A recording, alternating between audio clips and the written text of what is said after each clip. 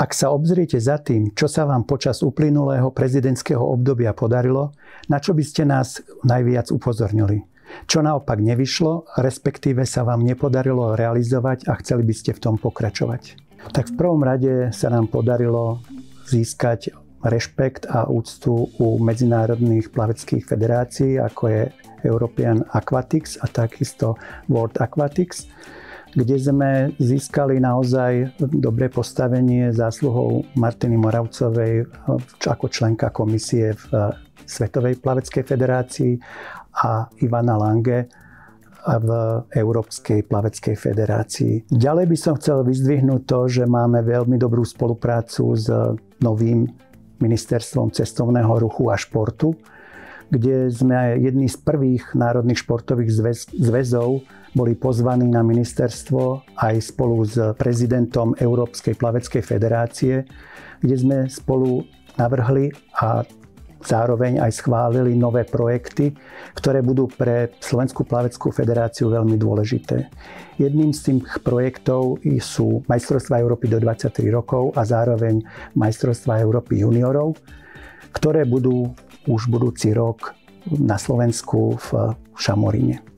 Takisto by som chcel vyzdvihnúť to, že sme získali prostredníctvom Fondu na podporu športu a takisto miest a prevádzkovateľov jednotlivých bazénov financie vo výške viac ako 40 miliónov, kde 27 miliónov išlo z Fondu na podporu športu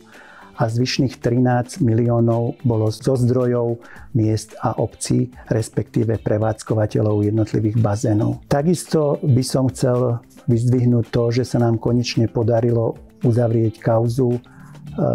CAS, Medzinárodného európskeho súdu,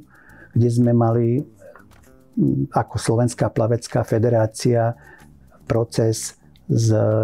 synchroplavkyňou. Ďalej by som chcel vyzdvihnúť to, že sa nám podarilo zastabilizovať personálne obsadenie jednotlivých sekcií, kde naozaj už pracujú